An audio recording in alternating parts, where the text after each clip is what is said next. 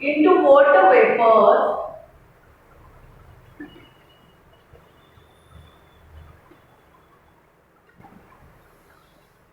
This is called as evaporation. Now it's clear to you what is evaporation? The conversion of this liquid water in the water vapors, in the form of water vapors, or we can say that in a gas form. Here the water is in liquid form. It will change into its gaseous form in the form of a water vapor. This is called as evaporation. Now, naturally, the evaporation takes place with the help of sun.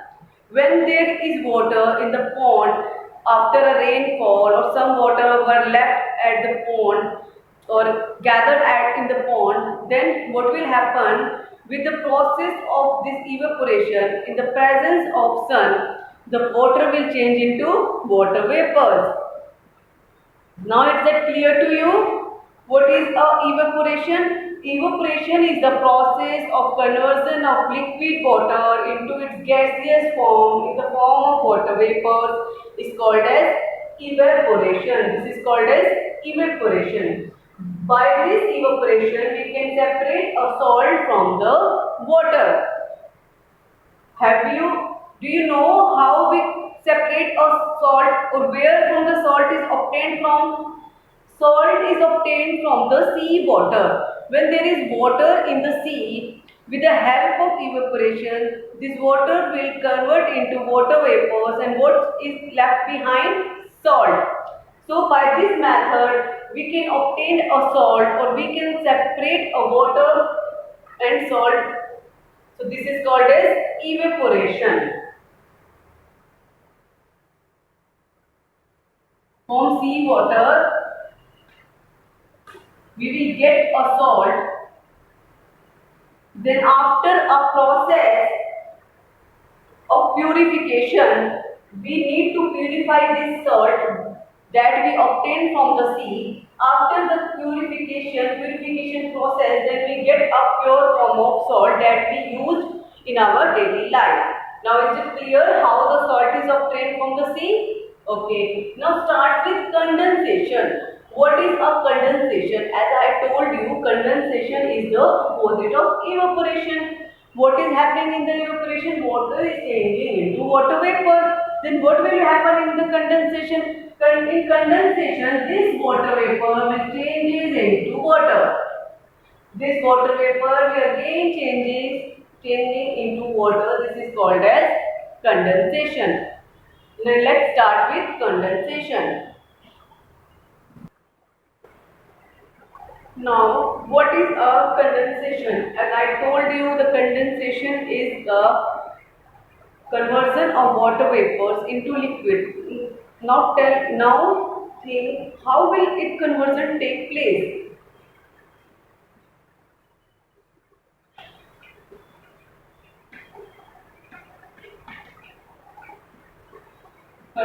Conversion of water vapors into liquid water. This process is called as condensation. As we did in our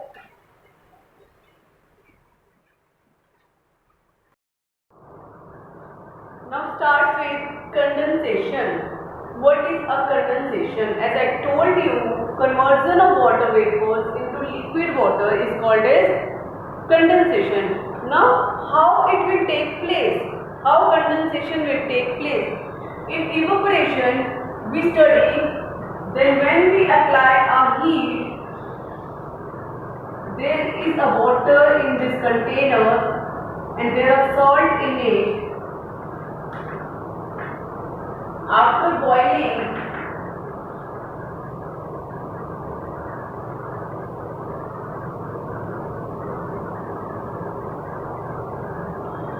when we apply a heat,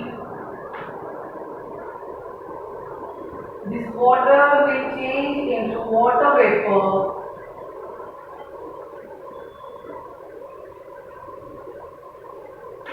This is evaporation. Now, how we will convert this steam coming from the boiling water into a liquid water? How? We will take a pan and put it there.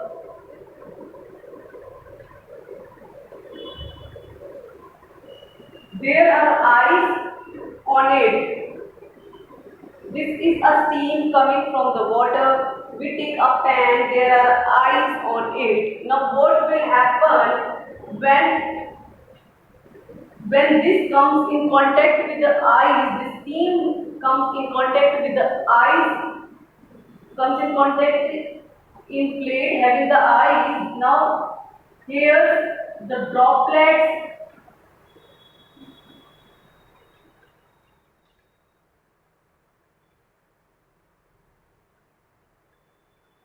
here the steams will come in the form of a droplet that will form a liquid. Clear or not? No? Okay, I am explaining again. We have a water. When we apply a heat, it starts heating, then a water vapors are formed. Now what will this all is the evaporation. Okay, when the water gets boiled and water converted into water vapor, this is evaporation. Now how the condensation will take place? This steam is coming out from this boiling water. Now we will take a pan, okay, a plate, or you can say that a plate, put some ice in that plate.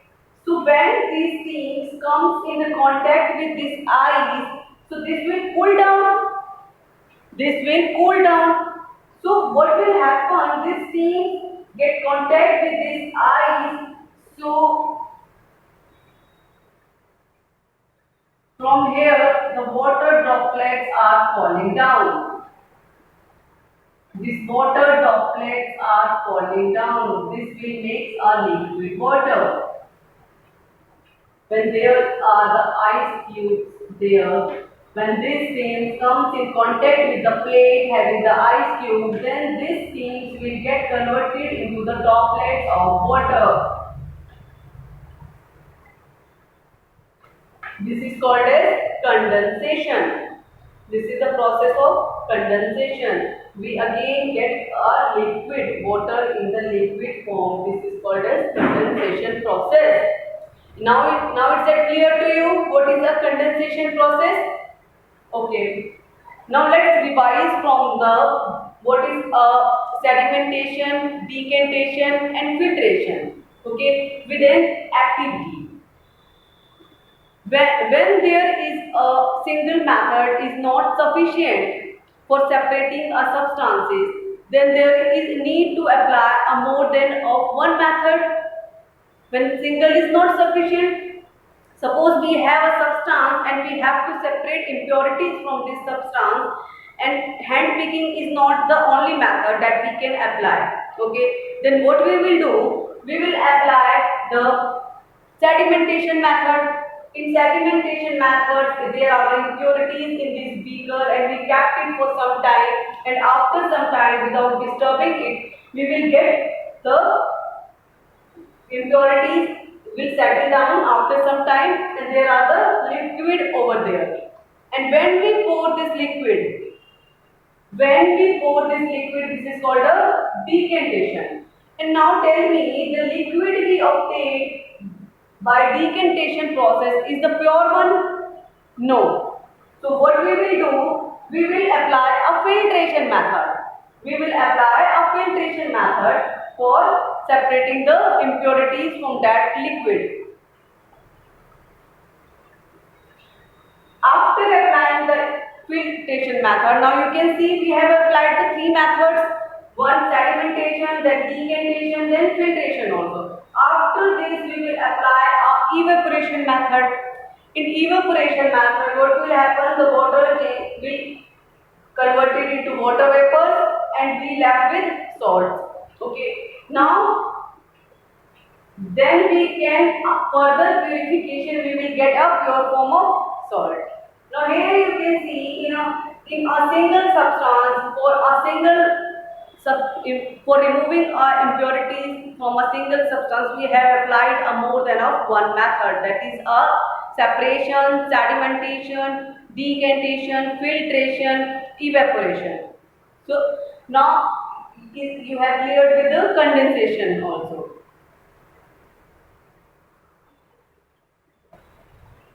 Now it's clear to you. Now let's start with another activity.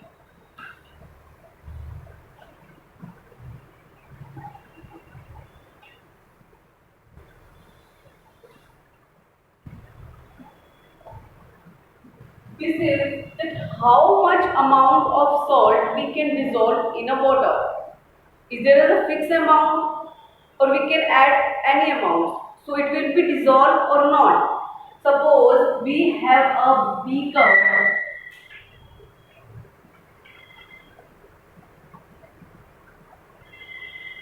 We fill it with 1 cup of water.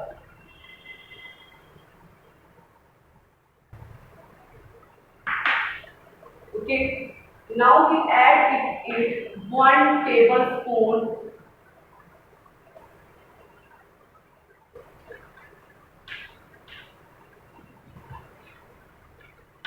salt in it.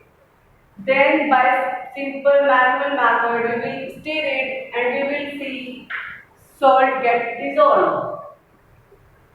There is a solution of water and salt. We will get a solution now. Okay, we took a water, then we add a 1 tablespoon of salt in it, then we stir it by a spoon or any stick. Then what will happen? The salt get dissolved in the water, we will get a solution. Now when we see in this beaker there is no salt is visible. So is there a possibility of adding more salt in it? Okay, let's try. If in the same beaker we will add a more salt, like 1 tablespoon more.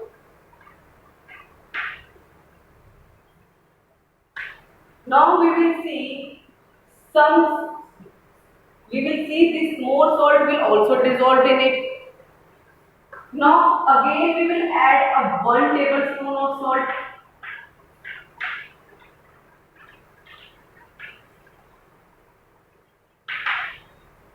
Now what we will see, there is a salt left behind.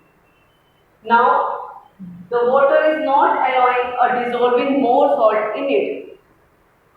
The salt is left behind here at the bottom of this beaker. Now what we can say that when we add a 1 tablespoon of salt, it will dissolve. When we add more, then dissolve. After adding more, then the salt gets deposited here.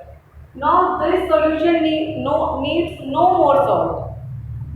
When till here the dissolving of salt, the solution which will not require no more salt, addition of no more salts, now the solution is called a saturated solution. This is saturated solution. When there is no need to add more salt. When the solution is not required to add more salt in it, the solution is called as saturated solution. Okay. And this one is unsaturated solution, where the salt is left behind there. When there is no need of addition of more salt in a solution, if we add a more salt, then it will not dissolve. The solution is called a saturated solution. That means now it is saturated. Now I need no more salts now. The solution is saying no more salts now. I am saturated now. Okay? It's full. Now I am full. No need of more salts. This is saturated salt. Saturated solution. Now is it clear what is the saturated solution? A saturated solution is dry solution in which there is no need of adding more salts in it, the solution is called as saturated solution. Is it clear? Now, what we will do with this addition of, when we add this more salt and the salt is left behind, now how we will dissolve this more salt now? When we are stirring it, the solution is saying, I don't need more salt. I don't need, that's it. So how we will dissolve this more salt? We will heat this solution. What we will do? We will heat this. When we heat this, after applying a heat, the salt, there is a present salt in this solution will get dissolved. More salt will get dissolved. Now there will again a solution form salt and water. When we see after heating this beaker, there will be no more salt left behind. The salt gets dissolved by this heating process. Okay, by simple manual process, by simple stirring, we can dissolve a salt, then the solution will become saturated. Now, when we will have to add more salt, then how we will dissolve it? We will apply a heat. The more salt will get dissolved in the liquid. Is that clear?